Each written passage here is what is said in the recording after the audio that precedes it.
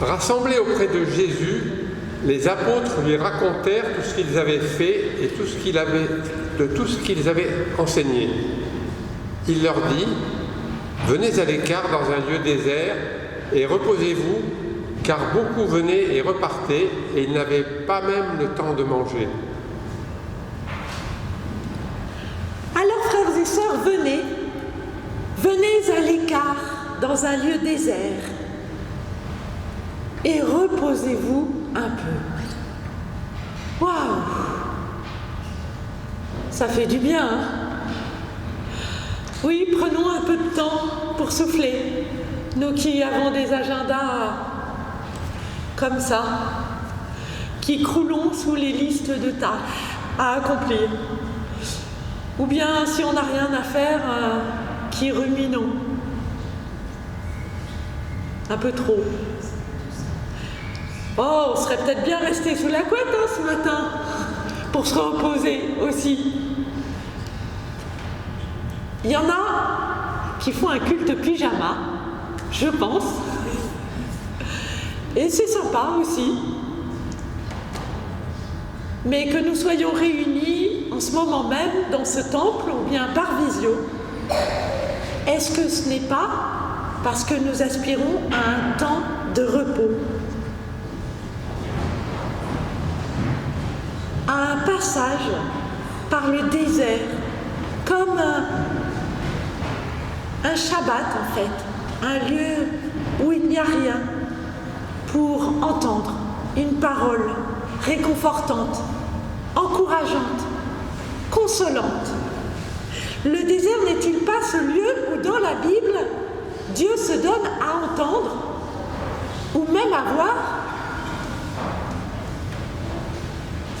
Peut-être parce qu'il n'y a rien d'autre à entendre ni à voir.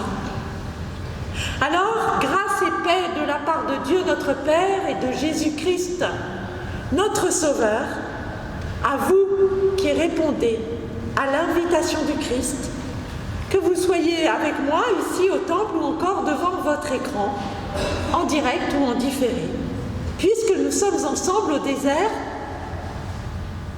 eh bien, je vous invite à faire silence. Oui. Nous allons prendre un temps de silence.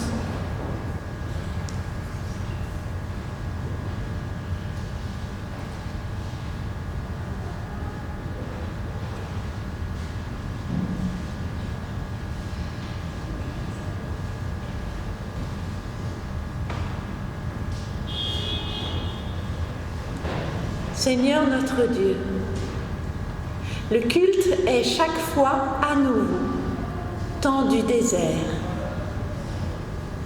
temps où l'on consent à se vider de tout ce qui nous encombre et qui fait déborder nos vies, temps où l'on a soif d'une parole nouvelle. Le culte est chaque fois à nouveau temps de repos pour se refaire des forces, pour se renouveler en secret, pour se retrouver en vérité, temps de grâce et d'attente, de paix et de repos auquel tu nous invites. Par ton esprit, viens te révéler à nous et nous faire sentir ta présence. Amen. Thank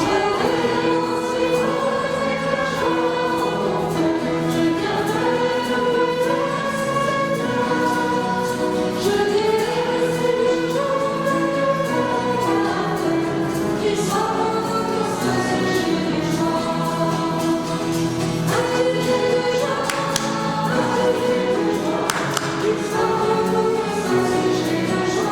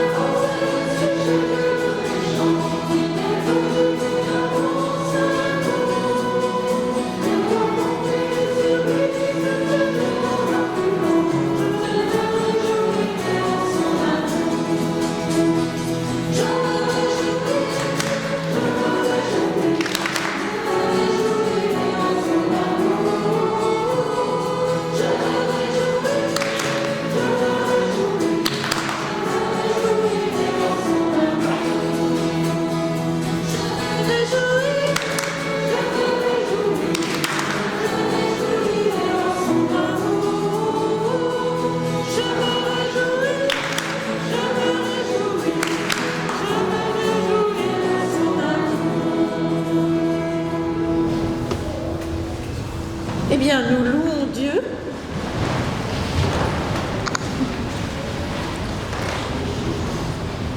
Louons Dieu dans ce lieu qu'est le désert. Ce lieu où le peuple est invité à aller adorer son Dieu, comme dit Moïse à Pharaon. Voici un texte inspiré du psaume 138. De tout mon cœur éternel, nous te rendons grâce, nous te chantons en recevant ta parole. Nous te rendons grâce pour ton amour et ta fidélité, tu fais grandir en notre âme une force. Nous te rendons grâce quand tu entends les paroles de ta bouche, nous chantons les chemins de l'Éternel, quelle est grande la gloire de l'Éternel. Si haut que soit l'Éternel, il voit le plus humble, de loin il reconnaît l'orgueilleux. Quand nous marchons au milieu des angoisses, il nous fait revivre. C'est ta droite qui nous rend vainqueurs. L'Éternel fait tout pour nous-mêmes. Notre Dieu, éternel est ton amour. N'arrête pas l'œuvre de tes mains. Amen. Et nous chanterons le psaume 33, « Réjouis-toi, peuple fidèle ».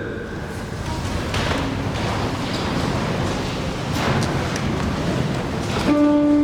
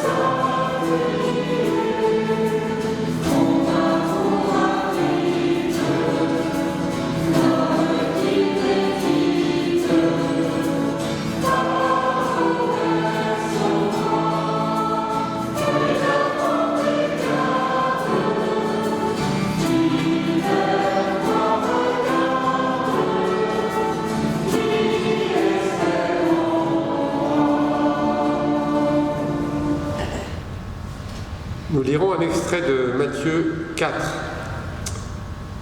Alors Jésus fut emmené par l'Esprit au désert pour être mis à l'épreuve par le diable. Le désert n'est pas seulement le lieu du rendez-vous avec Dieu. Il est aussi celui de l'épreuve de la faim et de la soif, l'épreuve de la tentation que le Christ lui-même a vécue, car il a partagé notre humanité, toute notre humanité. En Jésus, Dieu s'est fait proche de chacun de nous pour nous entendre lui confier nos propres épreuves. Alors je vous invite à la prière.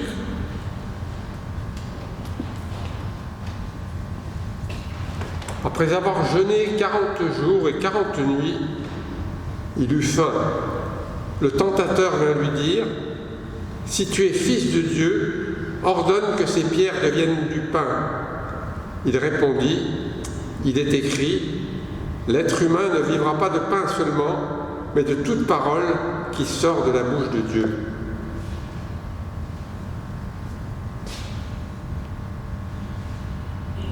Seigneur Jésus, tu as vécu l'épreuve de la faim et de la soif. Nous qui vivons dans l'abondance, nous nous inquiétons pourtant si souvent du lendemain. Nous plaçons notre confiance dans l'avoir, quand toi, tu nous invites à la faim pour mieux nous offrir ton pain. Pardonne-nous. Entends notre voix qui crie dans le désert de nos vies.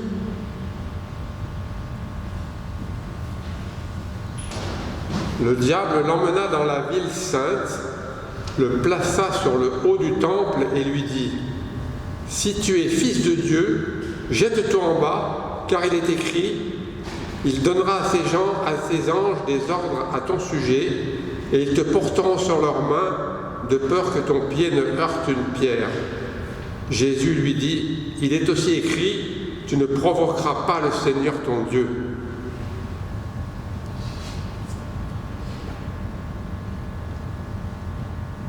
Seigneur Jésus, toi, le Fils de Dieu, tu aurais pu abuser de la toute-puissance divine qui t'était offerte. Nous, qui sommes enfants de Dieu, nous nous comportons souvent comme si nous étions immortels et nous peinons à accepter nos limites. Pardonne-nous. Entends notre voix qui crie dans le désert de nos vies.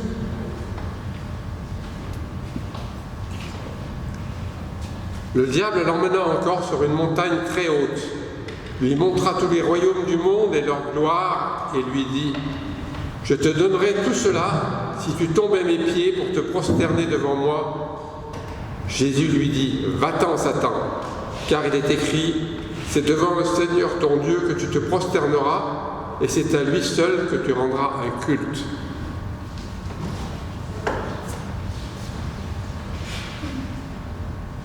Seigneur Jésus, toi le Fils de Dieu, tu aurais pu te mettre au service du pouvoir, du paraître, de la possession. Nous qui sommes enfants de Dieu, nous asservissons nos frères et sœurs et pillons la création pour mieux servir nos intérêts. Nous aimerions tant devenir nous-mêmes des idoles, même si nous savons qu'en réalité, tout cela n'est qu'illusion. Pardonne-nous. Entends notre voix qui crie dans le désert de nos vies. Alors le diable le laissa, et les anges vinrent le servir.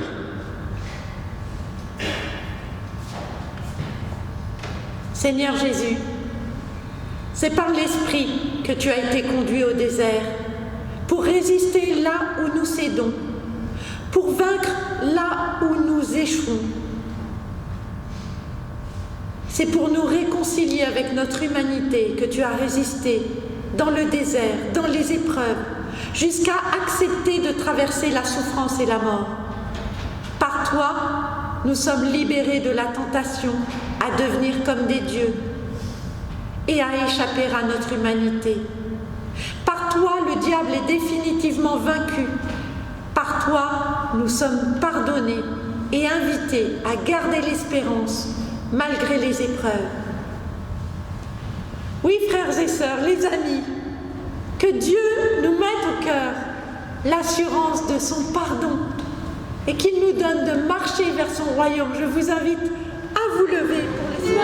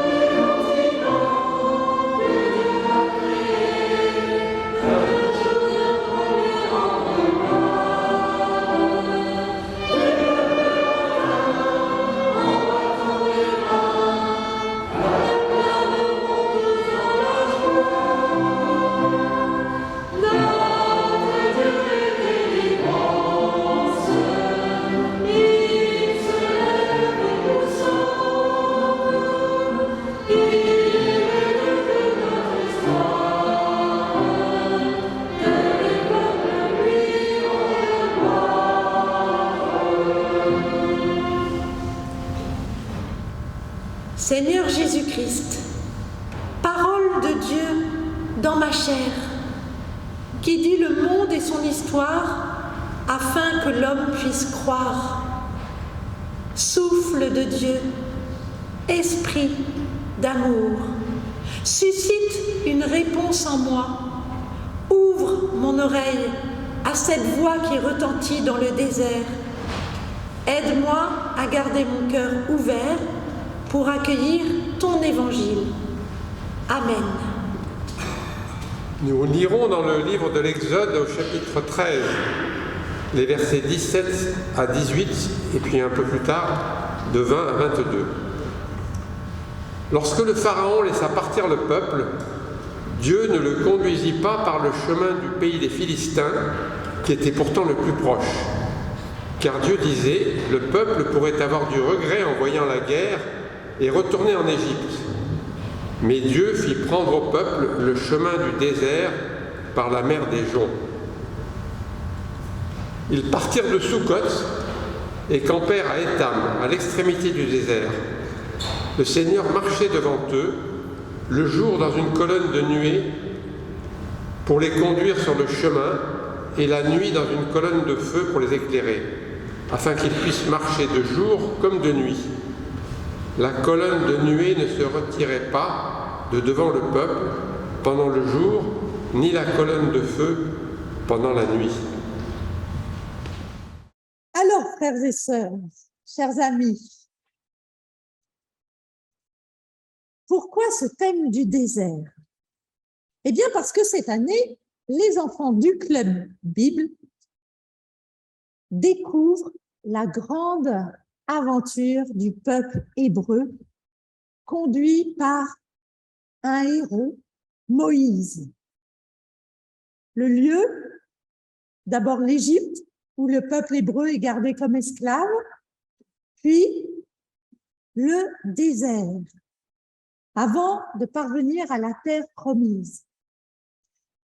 Alors, les enfants, heureusement, ont quasiment tous vu le dessin animé Le Prince d'Égypte et connaissent les aventures de Moïse et du peuple hébreu.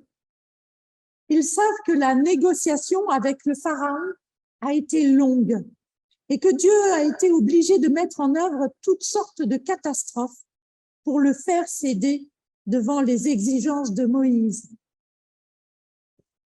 Les Hébreux n'avaient pas encore appris à faire grève ou à manifester, alors Dieu a dû s'y mettre. Et maintenant, eh bien, c'est au désert que Moïse doit conduire son peuple pour adorer son Dieu. En tout cas, c'est la raison que Moïse donne à Pharaon. Parce que Dieu, lui, a visiblement une autre raison. Je vous fais un petit rappel. Lorsque le Pharaon laissa partir le peuple, Dieu ne le conduisit pas par le chemin du pays des Philistins, c'est-à-dire la Palestine, qui était pourtant le plus proche. Car Dieu disait, le peuple pourrait avoir du regret en voyant la guerre et retourner en Égypte. Mais Dieu fit prendre au peuple le chemin du désert par la mer des eaux. Dieu sait que son peuple a peur. Peur de ce qu'il ne connaît pas, tout comme nous. Le peuple a peur du changement. Il a beau leur promettre une terre sur laquelle coule le lait et le miel, le peuple hébreu a peur. Il sait ce qu'il quitte, d'accord. C'est l'esclavage, l'absence de liberté, le travail acharné, les vexations, persécutions, mise à mort. Mais on ne sait jamais, il pourrait y avoir pire. Si l'on sait ce que l'on quitte, on sait rarement ce qu'on va trouver ailleurs. Si en plus, il faudrait se battre contre les Philistins pour conquérir cette terre, eh bien le peuple va vouloir immédiatement retourner en Égypte. Dieu est psychologue, hein, vous ne trouvez pas? Il sait qu'il va falloir du temps pour apprendre la liberté, pour découvrir qui ils sont vraiment.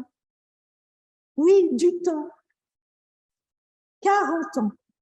Autant dire une vie à tourner en rond dans le désert. Entre la nostalgie d'une Égypte idéalisée et la peur d'une terre à conquérir. C'était mieux avant, diront les Hébreux à Moïse. C'est marrant, j'ai déjà entendu ça. Dès lors qu'ils seront confrontés au moindre obstacle, au moindre imprévu, à leur pensée, devoir combattre. Quand on est un peuple immature, ce n'est même pas la peine d'y penser. Entre la terre d'Égypte, terre de soumission, terre de misère, et la Palestine, terre promise, terre à conquérir, terre d'abondance, Dieu place un désert où il conduit son peuple et l'accompagne. Pourquoi donc le désert? Et pourquoi pas la mer? C'est vrai, ils auraient pu aussi prendre le chemin de la mer, mais les Hébreux n'ont pas vraiment le pied marin. Et puis dans le désert, il n'y a rien. Rien, mais vraiment rien auquel se raccrocher, rien qu'on puisse s'approprier. Le désert n'appartient à personne, ni Égypte, ni terre promise. Le désert est un lieu où l'on ne s'arrête pas, un lieu de transit, de nomadisme, d'inconfort. C'est un no man's land.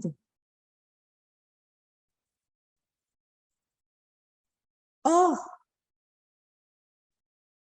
le peuple hébreu, par essence, est un peuple nomade, un peuple qui doit apprendre à bouger, à traverser, à passer les frontières, les épreuves.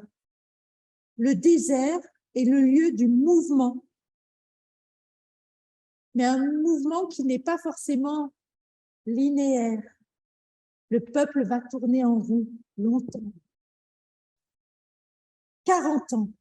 comme s'il était sur un rond-point dont il n'arrive pas à sortir. Peut-être parce qu'il n'arrive pas à choisir son chemin ou parce qu'il n'ose pas. Mais il n'y a pas de chemin dans le désert. Il y a des pistes, bien sûr, mais il n'y a pas vraiment de chemin, si ce n'est le ciel avec son soleil et ses étoiles, le ciel où la nuée de Dieu s'offre comme un phare pour conduire ou comme un vigile pour protéger. Voilà, c'est là au désert que le peuple hébreu va devoir apprendre à se défaire de l'habitude d'être esclave. Quand même, se défaire de l'habitude d'être esclave. C'est un peu bizarre de dire ça. Est-ce que ce n'est pas difficile d'être esclave? Peut-être, mais quand on a toujours eu l'habitude d'être enfermé, ça peut paraître aussi un peu sécurisant. Or là, dans ce désert, imaginez.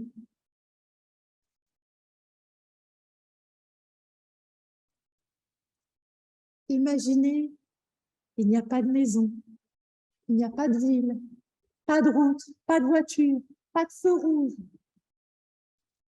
Il n'y a pas de poteau indicateur. Peut-être qu'il y en a quelques-uns, mais je ne sais pas, je ne suis pas allée, mais rien. Dans cette immensité aride, l'être humain fait l'expérience de sa petitesse, de sa fragilité, de son impuissance et de sa méconnaissance. Il peut se sentir en danger.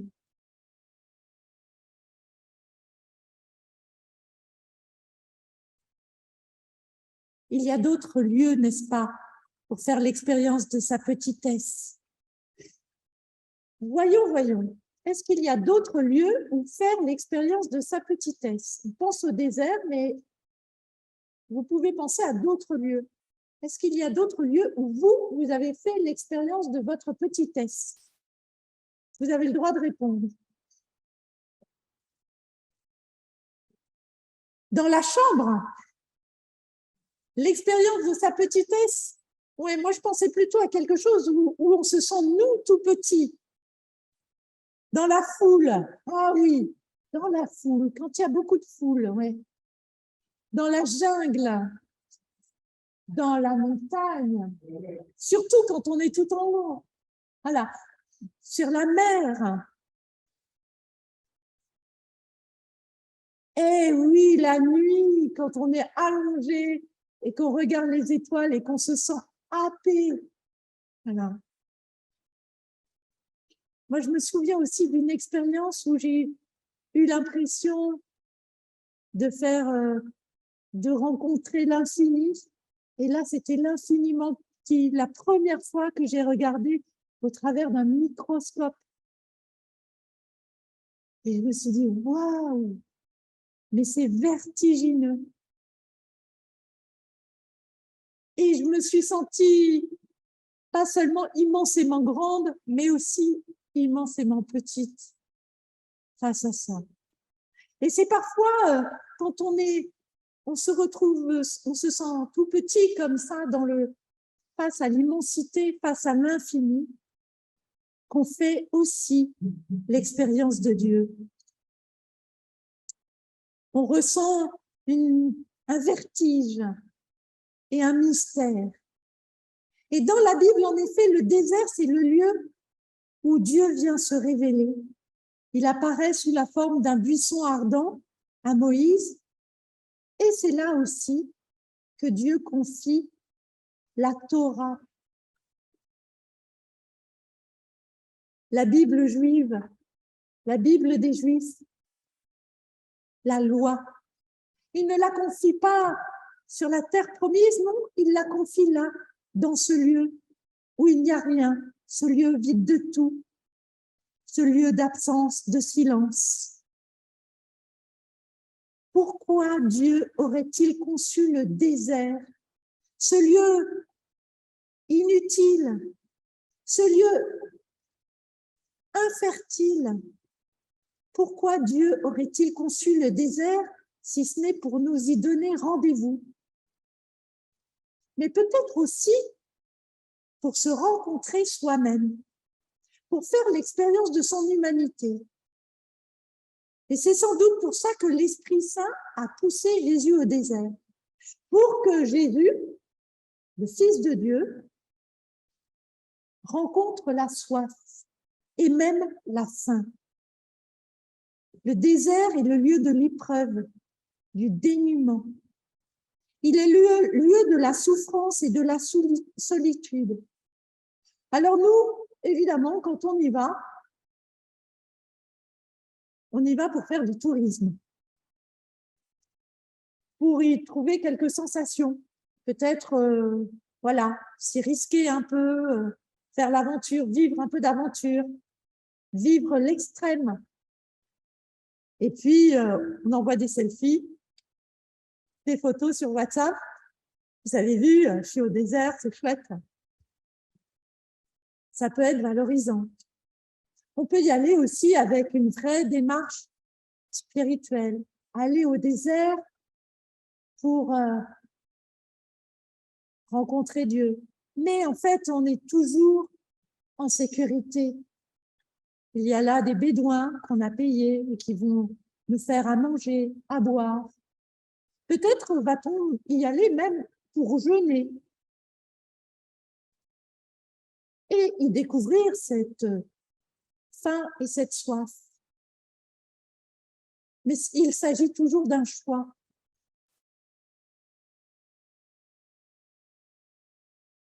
Il y a aujourd'hui des hommes, des femmes et même des enfants qui traversent le désert pour partir de leur pays de misère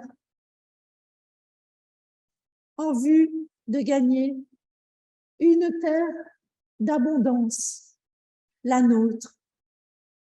J'en ai rencontré et en entendant leur récit, j'ai frissonné d'horreur parce que le désert est aussi le lieu de la mort, le lieu de la rivalité pour la survie, le lieu de toutes les trahisons, le lieu de la tentation. On y souffre de la faim, de la soif, de la morsure du soleil le jour et du gel la nuit, et surtout de la plus grande de toutes les solitudes face à la barbarie des passeurs et même des compagnons de route.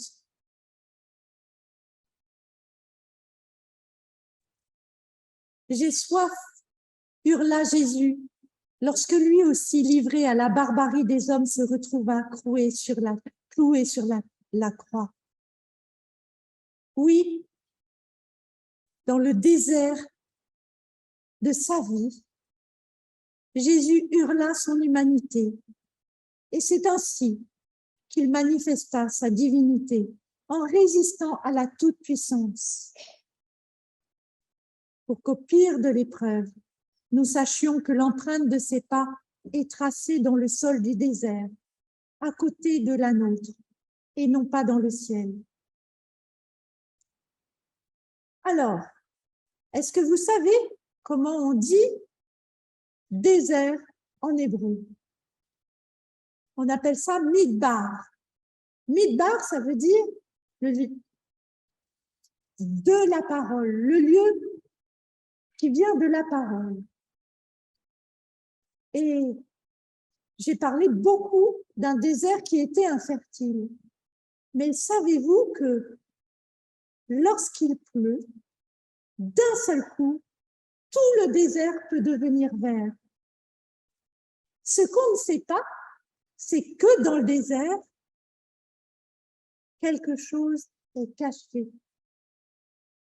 Plein de petites graines attendent dans le désert qu'une goutte d'eau tombe sur elles pour germer, pour fleurir, pour porter du fruit. Le désert n'est pas qu'un lieu de rien. Il peut germer. Il lui suffit d'un peu d'eau. Et pour nous, chrétiens, descendants des Hébreux, si l'on peut dire, héritiers des Hébreux, en tout cas juifs et chrétiens, nous croyons que le désert de nos vies peut être rendu fertile par une parole de vie, la parole de Dieu. Amen.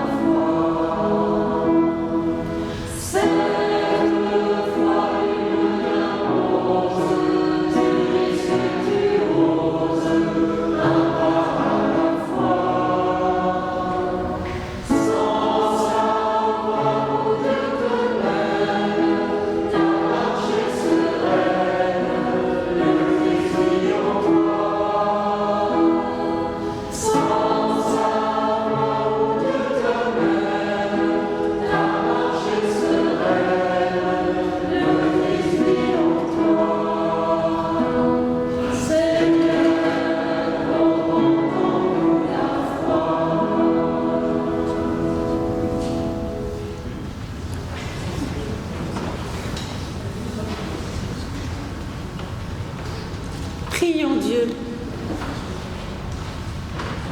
Loué sois-tu d'avoir ouvert nos cœurs à ta connaissance.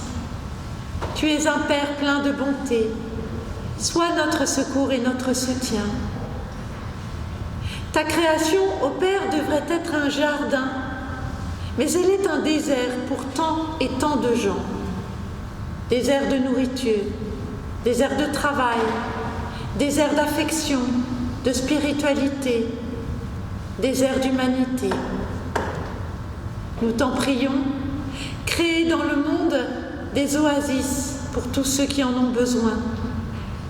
Sois toi-même la source d'eau vive qui les délivrera de la sécheresse. Nous te remettons les enfants abandonnés, les hommes et les femmes découragés, migrants sans papier, délaissés, maltraités, les personnes persécutées pour leurs différences physiques, psychiques, culturelles, pour leur orientation sexuelle, leurs convictions politiques ou religieuses. Envoie-leur des messagers de ta présence et de ton réconfort. Et quand tu veux nous appeler, pour être à notre tour ces témoins de ton amour, renouvelle notre disponibilité, notre compréhension et notre espérance. Seigneur notre Dieu, qui jamais ne nous abandonne dans le désert du monde, loué sois-tu, que ton esprit guide nos pas, soutienne notre lutte et nous garde du mal. Nous te le demandons au nom de Jésus-Christ. Et comme celui-ci l'a enseigné à ses disciples, ensemble, nous chantons.